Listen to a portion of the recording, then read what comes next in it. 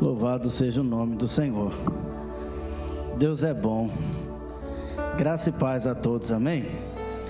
Irmãos, eu quero compartilhar uma palavra de Deus ao teu coração. Crê nisso? Diz amém. Livro de Lucas, capítulo é o de número 7, versículo de número 11. Lucas, capítulo 7, versículo de número 11. Louvado seja o nome do Senhor.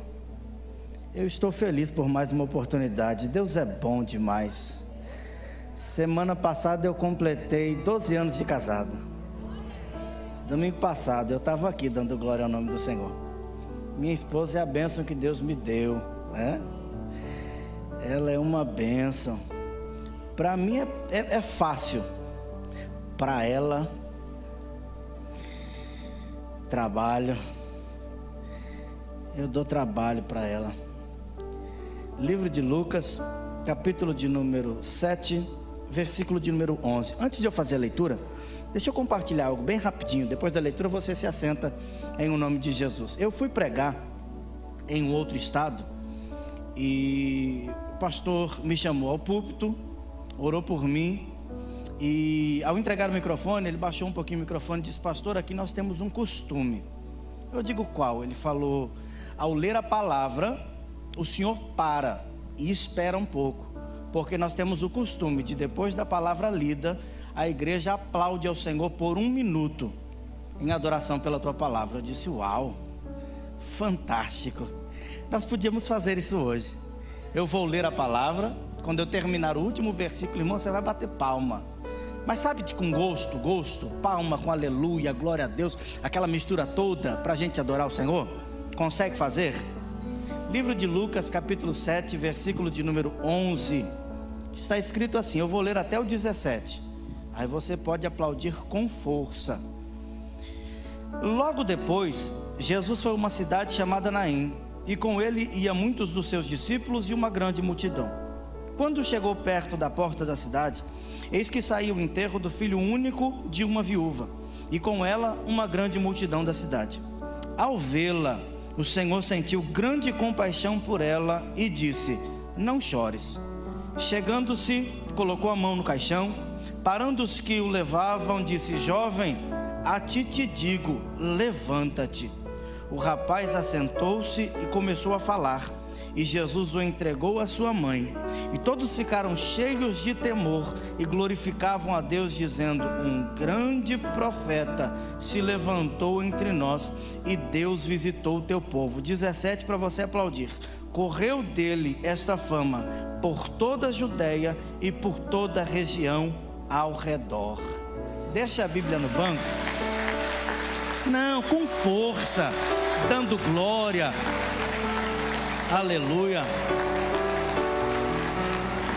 Louvado seja o nome do Senhor. Pode bater palma com gosto. Aleluia. Aleluia. Deus é bom.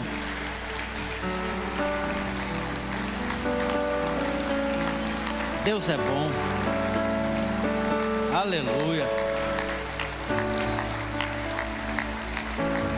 Aleluia. Deus é bom. Louvado seja o nome do Senhor. Pode se assentar.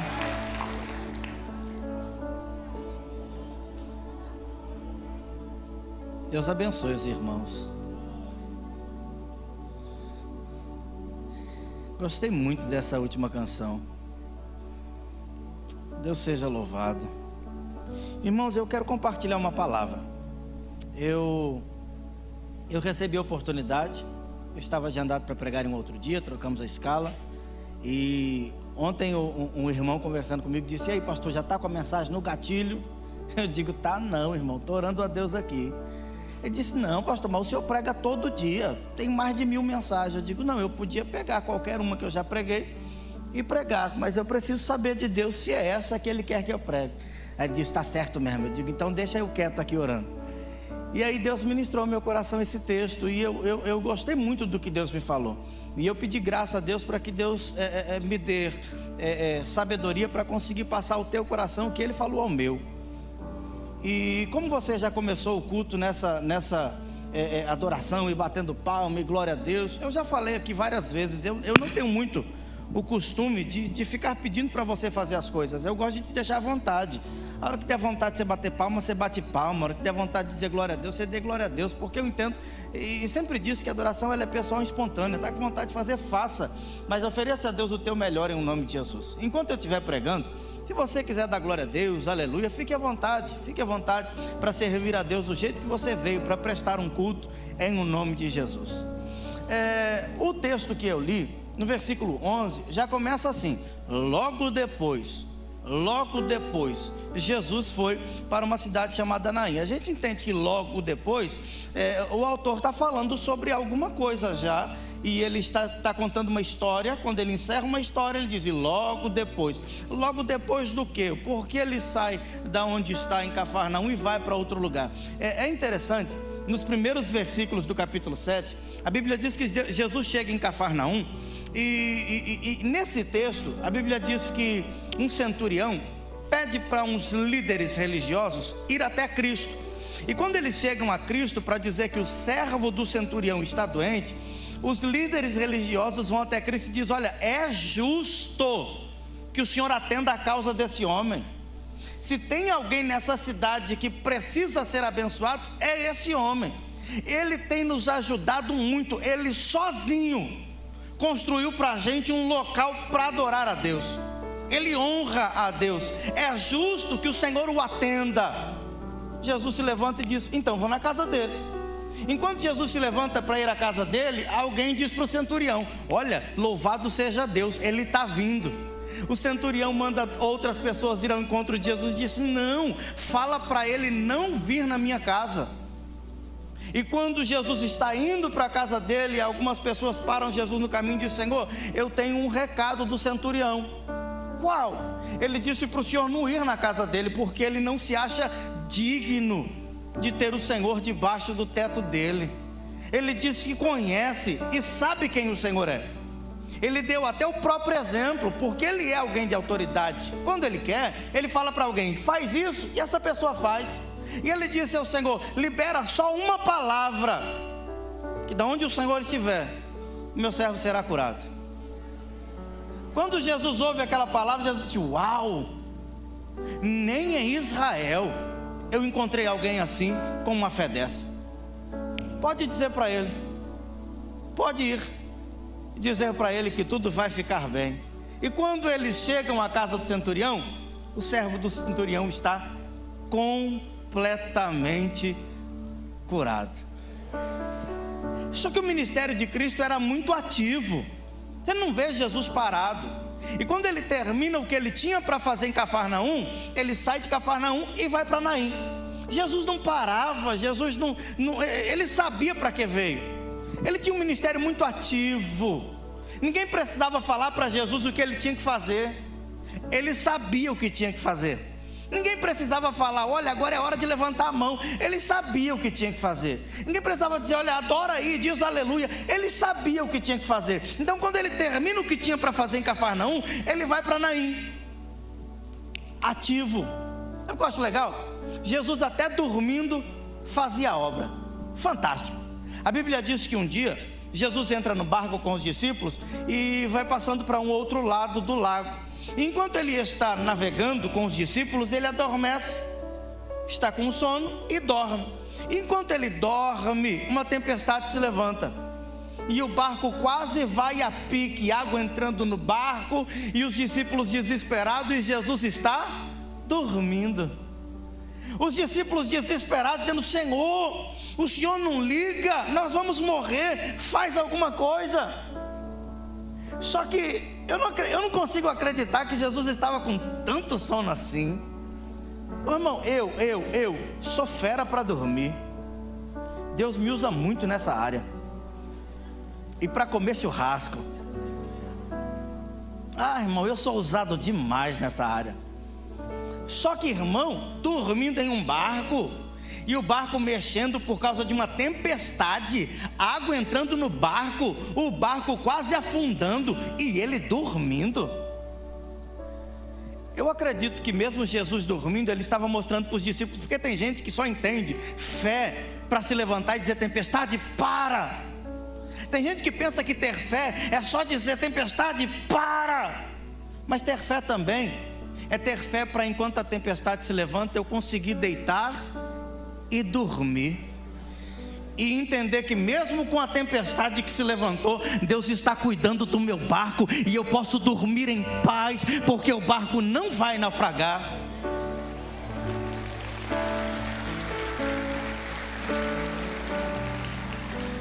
Então, quem sabe Cristo ainda não se levantou, estendeu a mão e disse para os problemas que se levantaram contra a tua vida: para. Mas quem sabe Ele está dizendo para você: descansa, dorme. Pastor, mas o senhor não sabe o que eu estou passando. Mas Deus sabe, e Ele trabalha para aqueles que nele esperam. Enquanto nós estamos dormindo, nós temos um Deus que não dorme, Ele não descansa, Ele está trabalhando enquanto você dorme. A Bíblia diz que Deus dá aos seus amados até enquanto eles dormem. Dormiu bem essa noite? Vai dormir bem hoje em um nome de Jesus, e o diabo não vai mais tirar seu sono, e você não vai precisar tomar mais nada para dormir, porque Deus vai cuidar até do teu sono. Senhor, se levante e dá para a gente uma lição. Então, desde o tempo que a tempestade se levantou, eu já estava dando uma lição. Para vocês, fé é fé para levantar. Para mim, fé é fé para descansar. Ok. E Jesus vai para Naim, depois de ter realizado esse milagre. O povo está ali, uau, ele não precisa nem encostar a mão, ele dá só uma palavra de ordem e o milagre acontece. Eu não preciso vê-lo, nem me arrepiar, nem sentir, nem ver terremotos, trovões, e para entender que ele está agindo, ele só precisa liberar uma palavra. Uau! Enquanto o povo está ali dando glória, ele sai de Cafarnaum e vai para Naim. E aí o texto diz: logo depois foi para uma cidade chamada Naim, versículo 11. E com ele iam seus discípulos e uma grande multidão. Eu não vou me apegar com tanto tempo em cada versículo, porque eu preciso parar um pouco no versículo 13. Então eu vou ser bem breve em cada versículo. Eu tenho o costume de pregar, você sabe, eu já falei, para você que já me viu pregando, sabe que eu gosto que você fique com a Bíblia aberta. Eu acompanho sempre os versículos, que eu vou falando versículo por versículo, até falar o texto todo que eu li. Eu gosto de pregar assim. Então eu sei que o normal é eu falar um pouco do versículo 11, o 12, o 13, 14, 15, 16, e no 17 eu termino. Mas como nós temos um tempo, e eu só posso pregar até 12:30, eu vou correr. Aleluia.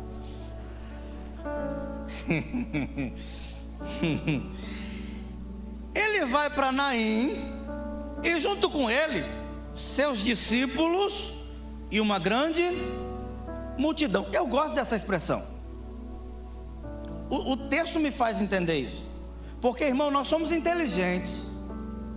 Onde Jesus estava, geralmente estava com ele os seus discípulos e também uma grande multidão. Você vai ver em dois textos, depois que o ministério de Jesus está em evidência, dois textos apenas, que Jesus está sem a presença dos discípulos em algum lugar. Primeiro deles, quando Jesus realiza a multiplicação de pão e peixe, ele vira para os discípulos e diz: vão, entrem no barco e partam para outra região do lago em Genezaré. E ele dá uma ordem, e os discípulos entram no barco, e ele fica sozinho. E aí então ele vai para o monte, primeiro ele despede a multidão e vai para o monte orar. Quando ele desce, os discípulos estão com o barco, e uma tempestade se levantou. Neste lugar, ele estava sem os discípulos. Outro texto, João capítulo 4, quando ele chega em uma cidade, e 4, lá pelo 20 em diante, que ele vai conversar com uma mulher samaritana. Quando ele chega na cidade, ele se assenta em um poço, e ele ordena aos discípulos para que eles fossem para outra cidade comprar comida, e ele fica sozinho. Depois disso, até na crucificação, pelo menos o João estava lá. Então, se o texto diz para a gente: estava com Jesus uma grande multidão, nós que somos inteligentes, aí eu entender, os discípulos estavam. Mas a Bíblia faz questão de dizer: estavam os discípulos e uma grande multidão. Porque independente de quantas pessoas tenham no lugar, ele sempre sabe quem é discípulo e quem é multidão. Não é porque eu estou que eu sou. Estava com Jesus um monte de gente. Então, desse monte de gente eu peneirei. E estavam aqui discípulos e multidão. E existe uma grande diferença. Você não vai ver em texto algum uma multidão em oração com Cristo. Você não acha em um texto aí que Jesus estava no monte orando e com ele em oração uma grande multidão. Mas você vai ver alguns textos dizendo que Jesus estava no monte orando e ao pé do monte aguardava uma grande multidão. Aí eu penso, se eles sabem que Jesus está lá em cima orando e eles estão aqui embaixo, por que não sobem também? Porque subir dá trabalho, e se eles subissem, Cristo colocava todo mundo para orar. E orar dá trabalho. É mais fácil eu esperar quem subiu orar, para quando ele desceu eu dizer: coloca a mão na minha cabeça e ora por mim, ó. Mistério. É muito mais fácil eu falar: está jejuando? Estou, coloca meu nome na oração. Coloca, mas bora também. Pastor, vai na consagração? Vou. Lembra de mim? Lembro, mas bora também. E estavam os discípulos e uma grande multidão. Senhor, o Senhor não confunde no meio da multidão quem é quem? De jeito nenhum. Eu olho e sei quem é quem. Ó. E estava com ele seus discípulos e uma grande multidão. Versículo 12. Quando chegou perto da porta da cidade, eis que saiu o enterro do filho único de uma viúva, e com ela uma grande multidão. Sabe o que eu acho legal?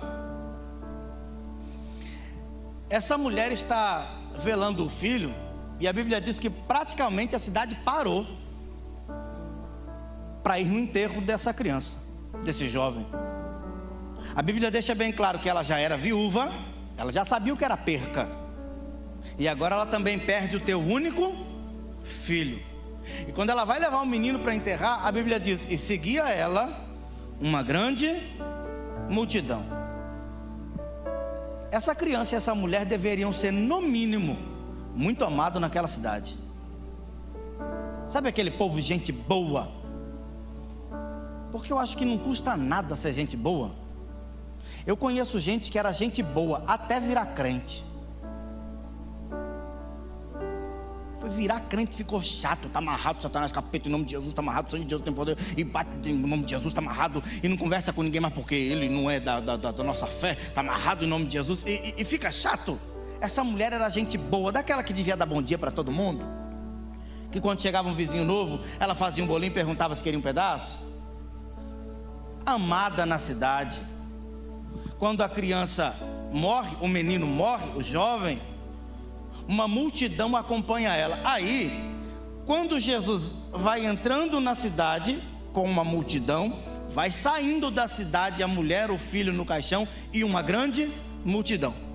E aí estão no mesmo lugar, uma multidão dando glória porque viram um milagre acontecendo, e uma multidão chorando porque está vendo o sofrimento de uma mulher, no mesmo lugar. Quando chegaram juntos, às vezes até se confundia quem é quem, e não dava para saber no meio da multidão quem estava dando glória pelo milagre e quem estava chorando por uma perca. Mas o interessante é que a multidão estavam juntas, tanto aqueles que estavam dando glória como aqueles que sofreram uma perca, e Cristo estava no meio da multidão, e ele estava prestes a fazer um grande milagre, e até aqueles que vieram chorando iriam voltar para casa sorrindo, para que o nome do Senhor fosse glorificado. E eu não sei quem desses é você. Eu não sei se você está aqui dizendo: pastor, o meu ano passado foi uma bênção e esse ano já começou uma bênção pura e eu tenho motivo de sobra para dar glória a Deus. Ou você está aqui dizendo: pastor, se eu pudesse eu riscaria do mapa o ano passado e o começo desse também. Mas a verdade é que Cristo chegou. Independente de como esteja a sua vida, quem já viu um milagre vai ver mais um, quem ainda não viu nada vai ver um milagre, e tanto quem viu um milagre, quem não tinha visto nada, vão glorificar ao nome do Senhor, porque Ele vai se manifestar. Aí, versículo de número 13, que é o versículo que eu mais gosto no texto. E o 13 prepara a gente para o 14. Ao vê-la, o Senhor sentiu grande compaixão por ela e disse: não chores. Eu não sei, quem sabe por entre a multidão ela nem viu que Jesus estava chegando. Está chorando tanto que nem percebeu quem chegava. Está sofrendo tanto que nem percebeu quem estava entrando.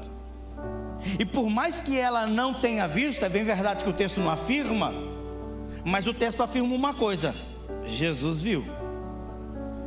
Você viu ele? Não, nunca vi, mas ele já me viu, ele me conhece, ele contempla meu sofrimento, o meu sofrimento não passa batido pelos olhos dele, ele viu. E Jesus viu. E quando Jesus vê, ele não finge que não vê, porque tem gente que vê, mas age como se não tivesse visto. Jesus viu, e o sentimento que arde no coração dele é compaixão. E por compaixão ele olha para ela e diz: mulher, não chora. De verdade, é uma palavra que eu não consigo falar em velório, de jeito nenhum, porque quem está lá está sofrendo a perca de alguém. Como é que eu falo para essa pessoa: não chora?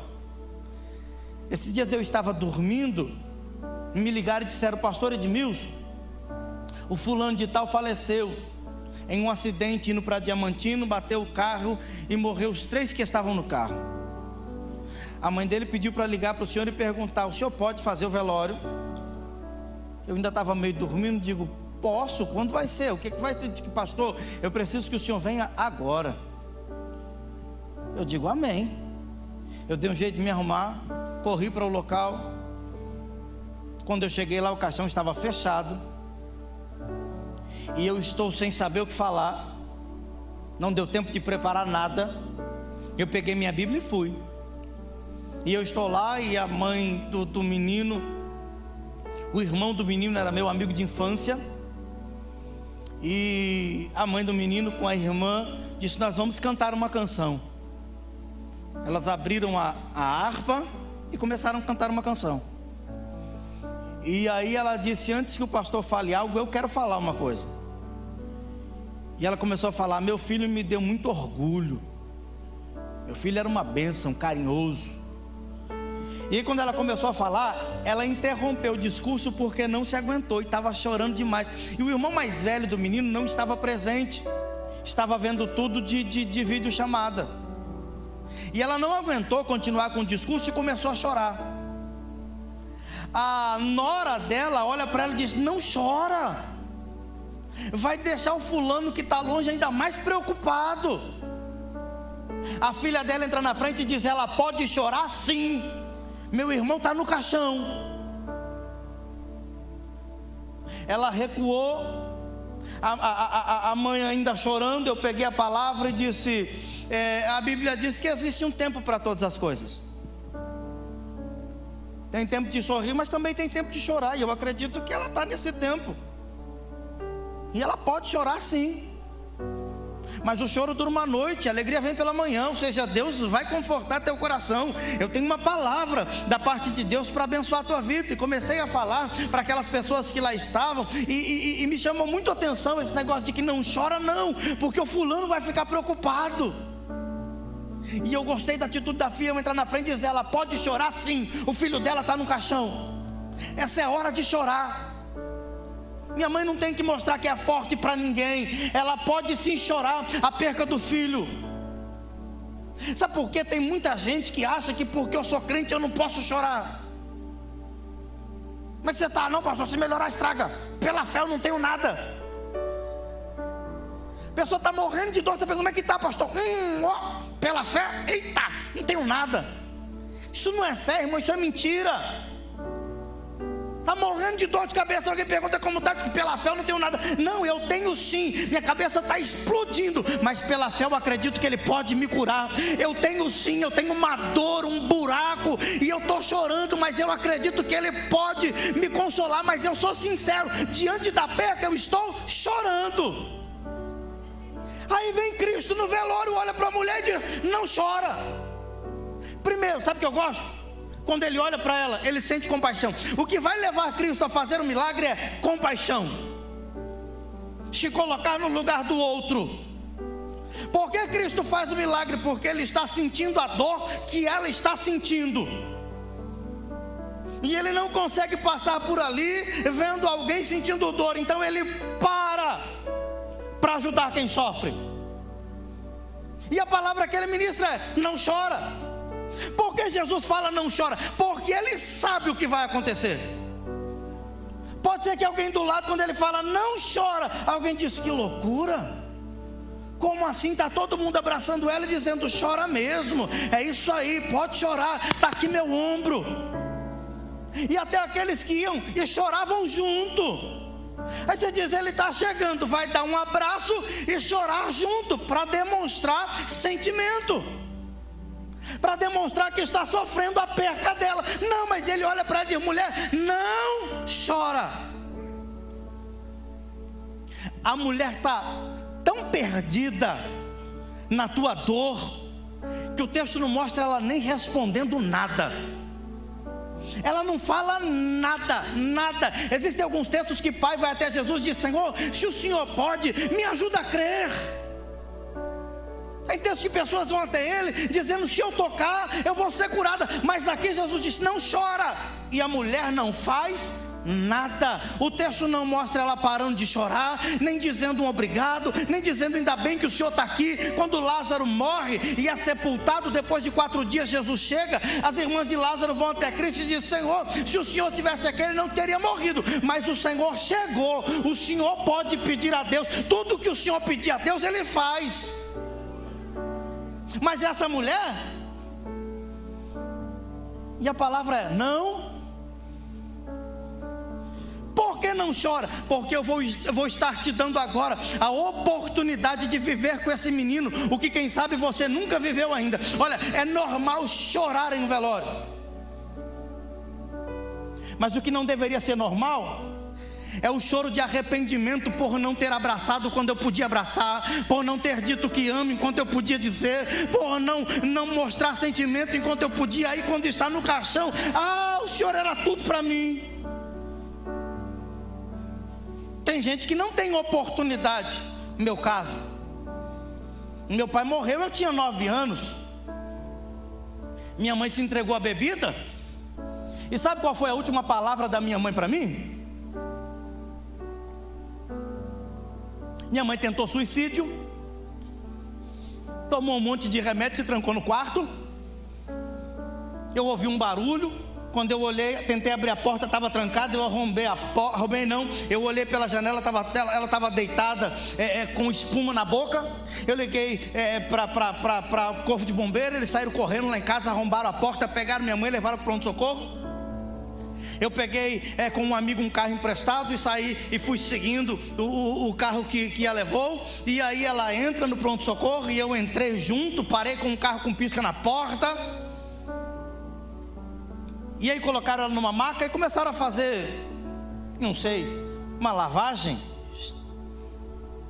Isso, para desintoxicação. E a minha mãe estava oprimida por demônios.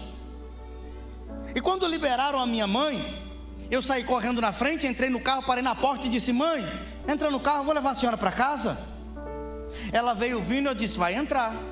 Ela veio vindo, deu a volta, foi até o lugar do motorista onde eu estava, fez sinal com a mão para eu abaixar o vidro. Quando eu abaixei o vidro, ela encostou o dedo no meu rosto e disse: seu desgraçado, eu te odeio. Você vai sofrer muito na vida e vai comer o pão que o diabo amassou. Empurrou o meu rosto, virou as costas e saiu. Foi assassinado e eu nunca mais vi minha mãe. Eu cresci numa casa sozinho. Um irmão mais velho para um canto, um irmão do meio no outro. E aí uma casa, cortaram minha água, minha luz, porque eu estava desempregado. Eu tinha que ir na praça pedir mandioca para as pessoas que vendem um espetinho, para eu ter alguma coisa para comer. Completamente revoltado com tudo e com todos. Quando meu pai morreu, com 9 anos de idade, meu tio tocou a campainha, minha mãe não estava em casa. Eu saí correndo, mais novo, curioso, para olhar o portão. Meu tio só abriu o portão e disse assim: olha, teu pai acabou de morrer, arruma aí que alguém está vindo te buscar. Aí ficou eu olhando para o meu outro irmão, 9 anos de idade, meu irmão mais velho com 14. Minha mãe se entrega à bebida, e todos os dias bebendo de manhã, de tarde, de noite. Antes de morrer me deixa essa palavra carinhosa. E quando eu conheço Cristo, Cristo ministrou ao meu coração: não chora. Não vale a pena ficar guardando o sentimento. Não era sua mãe, tua briga nunca foi com ela. Não chora, você tem oportunidade de ser diferente com o tratamento dos seus filhos. Você pode ser um marido abençoado, um pai carinhoso. Não chora, faça diferente.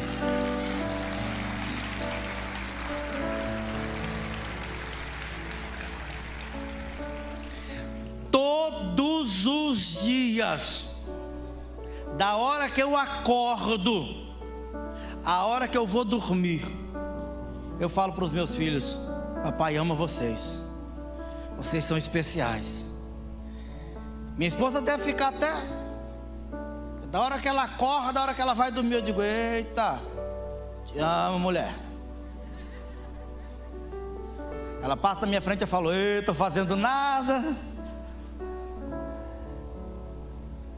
Ela acorda, quando eu acordo primeiro, eu digo: ei, bicho, acorda. O que foi? Eu falei: te amo. Tem hora que eu estou de bobeira, eu saio correndo, preparo alguma coisinha assim. Eu sei que faz tempo, né? Eu estou falando isso aí, ela está ali dizendo: eita. Mas eu nunca precisei de data comemorativa para acordar, preparar alguma coisa para ela. Simples. Eu não sei fazer nada de cozinhar. Mas eu preparo alguma coisa, coloco ali algumas pétalas de rosa, e ela acorda e diz: que dia é hoje? Eu digo: dia nenhum, irmã. Dia do teu marido mostrar para você que te ama. E acabou.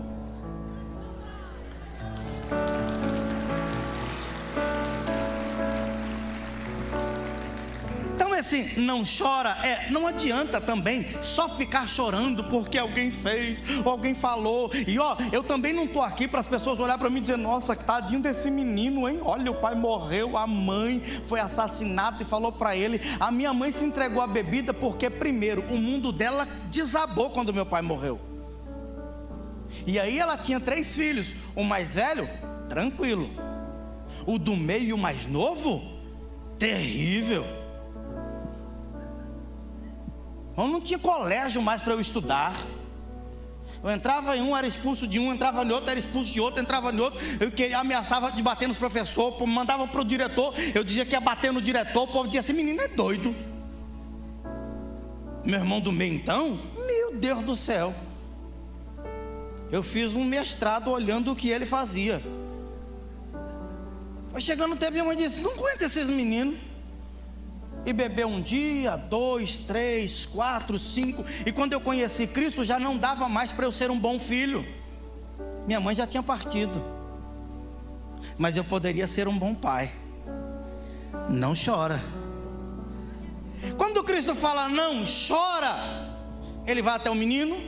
Versículo de número 14 diz: e chegando, colocou a mão no caixão, e parando os que levavam, disse: jovem,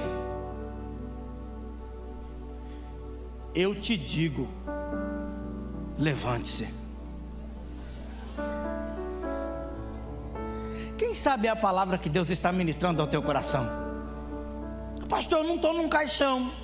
Eu sei, mas quem sabe está aqui preso por alguma coisa, e pelo que alguém fez. Eu gostei muito da mensagem que o pastor Oséias pregou semana passada, para deixar as cargas para trás, quando Paulo disse: olha, me esquecendo das coisas que para trás ficaram. E eu acho isso muito interessante, porque tem muita gente preso no ontem, e porque está preso no ontem não consegue viver o hoje e nem projetar o amanhã. Fica a vida inteira dizendo: mas é porque o fulano fez, é porque meu pai fez, é porque minha mãe falou isso para mim, é porque Beltrano fez, é por isso que eu não consigo romper, porque alguém fez. Aí eu preciso fazer como Paulo, dizendo: olha, eu deixei as coisas que ficaram para trás. Minha mãe falou, mas o que ela falou, eu tenho a opção de viver ou não. Pastor, sua mãe disse que você ia comer o pão que o diabo amassou, o que você fez? Não comi. Não quero. Eu lá sei se o diabo é padeiro, irmão. Pastor, o senhor comeu? Não. E nem vou. Agora deixa eu te falar uma coisa que eu não falei. Eu tinha recém chegado na igreja, entregado a vida a Cristo. Quando eu falo que eu fiquei em uma casa pedindo mandioca, não foi simplesmente porque, como eu sou um cara sofrido e eu não tinha opção. Não, eu tinha. eu optei. Eu era de uma banda conhecida, eu tocava pagode aqui desde moleque. Aí eu fui pra fora, toquei um dia e eu era aquele cara. Tinha umas bandas de pagode aqui conhecidas, Sambaxé, Artimanha. Eu tocava percussão no Artimanha. Era um daqueles caras que tocava percussão, ia pra frente e dançava. E aí nessa de vai pra frente dançar, uma banda muito conhecida me viu dançando. Uma banda que era a banda de acompanhamento do programa do Ratinho. E quando eu acabei de dançar, me chamaram e disseram: você não quer ser o dançarino da banda? O dançarino principal vai sair da banda e a gente precisa de alguém para tomar o lugar dele. Aí eu digo: não, eu não sou dançarino, eu sou percussionista, eu danço para brincar. Eles disseram: mas é porque o salário é tanto. Desde pequenininho eu sempre acreditei, vou ser dançarino. Fiquei dançando na banda até um dia que eu entrei em um culto. Estava de folga, não ia ter show. Eu fui num culto e alguém olhou para mim e disse: olha, não tem para onde correr, Deus já falou com você mais de uma vez. Você vai ser pastor, pregador da palavra, vai pregar o Brasil, fora do Brasil. Não corra, Deus te chama. Eu larguei tudo e vim embora. O povo disse: é doido? Eu digo: doido não, vou servir a Cristo. Aí eu estava andando no centro, um camarada cuidando de carro, dizendo: torce para a direita, para a esquerda. Eu passei atrás dele, ele deu um pulo e disse: homem, falo contigo mais uma vez. Eu quero te usar para pregar a minha palavra. Vai ser pastor, pregador da minha palavra. Eu digo: já entendi, estou indo para a igreja.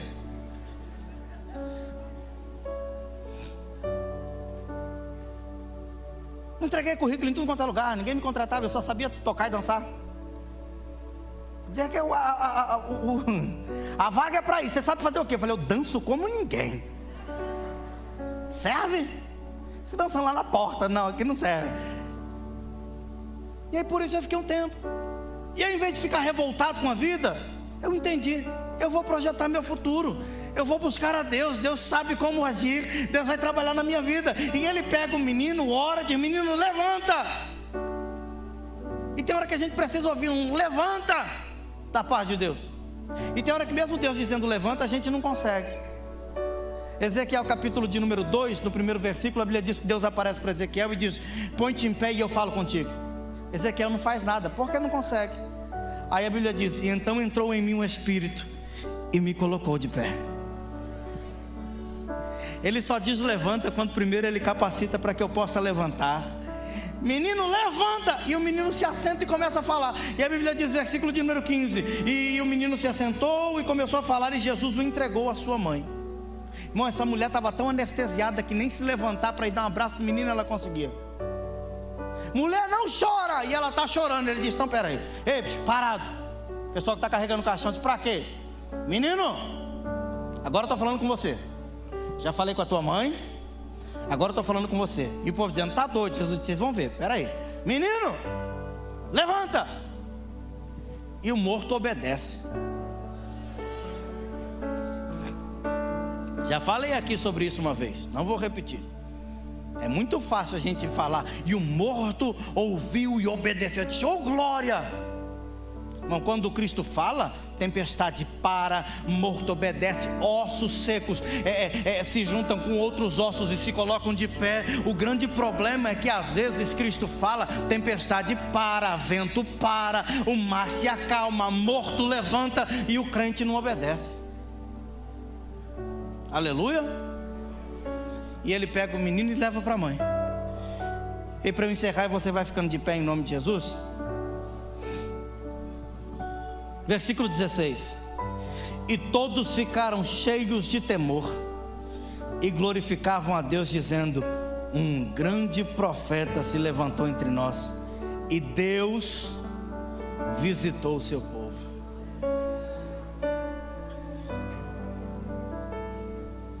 Pastor, qual a palavra de Deus para mim? Não chora e levanta. Vamos fazer diferente? Vamos fazer diferença? Pastor, mas é porque o senhor não sabe qual a minha vida. Não sei, irmão, mas Deus sabe. Para de ficar se vitimizando. Pastor, mas é porque me fizeram sofrer demais. Mas fizeram tanta coisa comigo também, irmão. Um dia eu cheguei na minha casa de um culto que eu fui pregar. Eu disse para minha esposa: não conto mais meu testemunho nas igrejas, porque eu conto aqui só parte picada, irmão. Um dia o pastor falou para mim: eu quero que o senhor conte seu testemunho. E eu contei meu testemunho na íntegra. Eu quase matei uma senhora. Eu fui contando a minha história, a senhora começou a chorar, e chorar, e chorar. De repente ela estava soluçando, alguém teve que levar ela para fora e dar água para a mulher. Eu dizia, meu Deus do céu. Disse para minha esposa, não conto mais meu testemunho não, quase matei uma irmã. É que cada um aqui tem uma história. Mas independente da tua história, Cristo está dizendo, não chora. Levanta. Quem sabe a oportunidade que essa mulher teve de ver quem morreu ressuscitando, você não tenha. Mas você tem a oportunidade de fazer tudo novo de agora em diante. Sai daqui, meu irmão, e abrace mais. Eu sei que nesse momento você não pode sair abraçando os amigos não, mas tua família, teu filho, abraça teu marido, diga que ama a tua esposa, pega seu filho no colo, para com esse negócio, meu irmão, de que o meu filho, pastor, mudou, foi não sei para onde, está chateado, e ele não está falando comigo problema, ele não está falando com você, fale você com ele. Faça a diferença. Levanta-te. E eu encerro com essa palavra. E Deus, todo mundo foi embora com uma palavra nos lábios. Deus visitou o teu povo.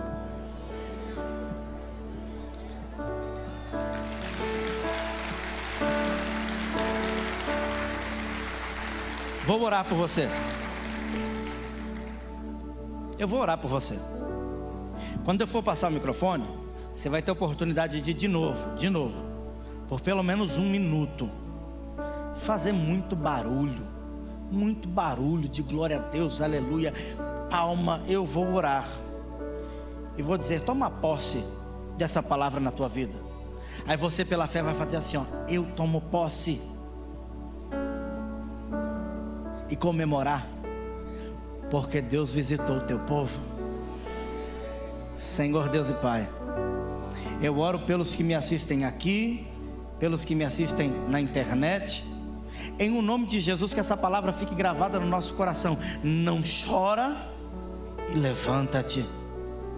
Senhor, que possamos obedecer a palavra, a ordem de Cristo, que possamos parar de simplesmente chorar por arrependimento das coisas que não fizemos e começar a fazer aquilo que podemos fazer enquanto há vida, porque enquanto há vida há esperança. Que o Senhor possa trazer, meu Pai, de volta reconciliação, em o nome de Jesus. Que essas famílias sejam, meu Pai, abençoadas para a glória do Teu nome. Eu repreendo todo espírito, meu Pai, de enfermidade no meio do Teu povo. Que o Senhor venha nos tocar, venha nos curar, venha nos abençoar, e leve contigo essa palavra. Não chora e levanta-te. Quem toma posse dessa palavra grita, eu tomo posse. Palmas para Jesus. Palma com gosto.